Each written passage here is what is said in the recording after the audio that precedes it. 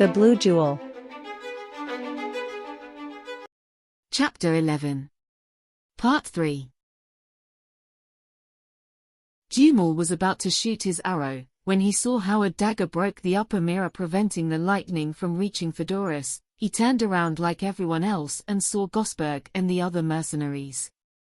It was impossible, but he saw something he did not expect. The Denker went ahead of his companions and his eyes began to glow a blue color like the gems. It lasted an instant.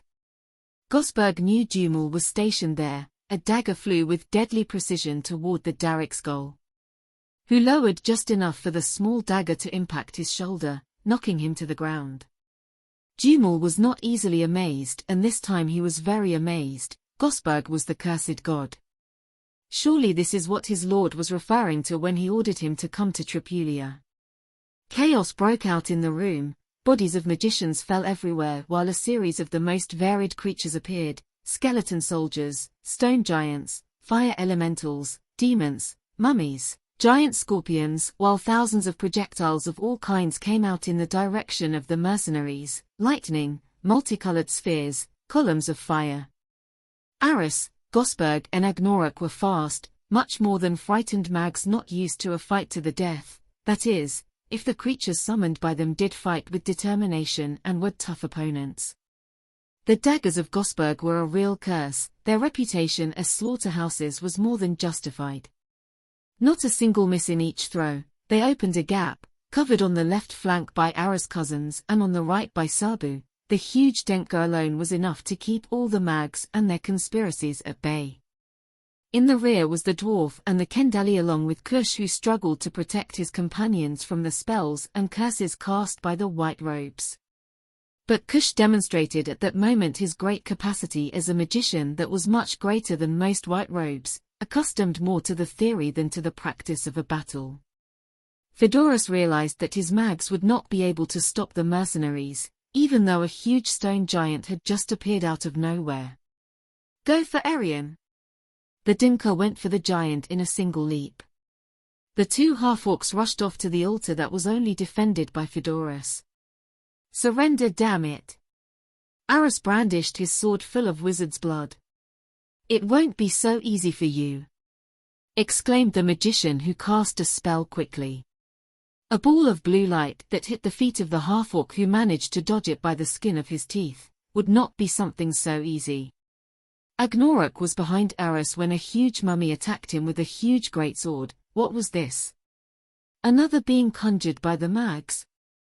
The mummy was fast, his attacks accurate. He could not help Aris. He would have to fight only against Fedoras. "You are a 100-year-old man." Fedoras smiled and attacked with the staff, but in a very flimsy way that the half-orc almost found comical, until a fireball came out of the end of the staff that hit the half-orc's left arm.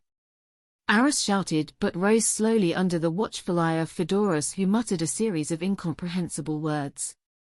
Aris knew very well that a mage should never be allowed to finish a spell, so she attacked the mage with her sword, but a kind of electric barrier shocked the metal that hit the half-orc, falling to the ground in pain. "Spawn, I am protected by a magical barrier." The magician looked at the sword with the black edge and began to smile. "The black sword. Infamous, you don't know what you have in your hands." Aris recovered, the magicians and their mysteries. Now he had to finish off the magician. This time the barrier, despite the discharge, was not going to protect the old mage. "Hergelmark, Rigobertats and Muthat Merith Aquinet." The old wizard shouted with all his might. His words resounded throughout the room. A black hole appeared on the floor from which a soul eater emerged. Everyone present stopped fighting. A soul eater, one of the most powerful spells of necromancers. You had to have a great experience in black magic. Kush turned pale. Not even the great Aldomir had summoned a soul eater. Those beings were totally uncontrollable. The devourer was very tall and slender, his vaporous body undulating before those present. With bright eyes he examined all his spectators.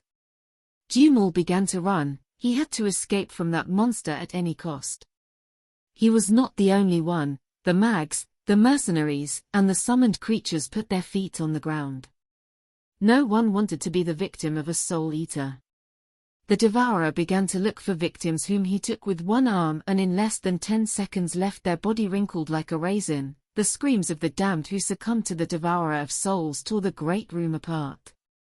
It was absolute chaos. Fedoras smiled satisfied. If he did not win, no one would. Everyone deserved eternal damnation, both his followers and his enemies. Gosberg advanced decisively towards the magician. "You're an irresponsible Fedoras. Summon a soul eater." Fedoras smiled at the sight of the Denka. With his staff he began to perform a series of movements in a defiant manner. "Damn God, you deceived me once, but now I know who you really are." Gosberg's eyes took on that blue glow that didn't bode well. Fedoras smiled contentedly. "You're going to have to manifest your powers to save your friends." "You're an idiot, Fedoras." The Soul Eater turned around and watched Arian lie at the altar, a most appetizing victim. The fingers began to touch the young woman's hair. Aris did not hesitate. She took the sword and attacked the devourer of souls, who took it with one of his hands. Gosberg turned. Aris was in danger. Fedoras seized his opportunity and threw a black flare at the Denka that hit him squarely. Gosberg screamed in pain. "Who is the little Elaban now?" Agnorok made his way with determination now that the mummy was running away like magicians. How can a walking corpse be afraid of that? The devourer must be something terrible. But Agnorok ran to help Aris. When he arrived at his side, the prince was about to die. Agnorok hesitated for a second, looked at Arian lying at the altar. If Aris died, then she. He shook his head. Tonight only strange events were happening. Aris was about to disappear. His body was wrinkled and skinny. Agnorok launched himself into a desperate attack. "You're so stupid, worthy of a troll's crap," cursed to himself. And he struck with the sword as hard as he could. Fedoras smiled at his victory. The great god could not save his protégés, and as a tip he threw another black beam at him. "Not even you in this cursed form can handle a soul eater." An icy scream, coming from the same dark hell where the devourers wander for all eternity, flooded the room. Then all of Tripulia, and then its echo reached all the confines of Shanaris. Much has been written about this event. Some believe that it was the event that ended the Age of the Damned. The great hall stopped being chaos. They stood paralyzed, watching as Agnorok wounded the devourer, who released Aris, who fell on the ground like a ripe fruit. Kush was impressed. The ancient prophecies were being fulfilled. Fedoras backed away. "That's impossible. The legend was true, only a." Gosberg smiled as he sat up, his eyes glowing a deep blue. "Now you could see the blue eyes of a god." "True only." "You're a liar. You had everything planned." Fedoras now understood the game of Gosberg.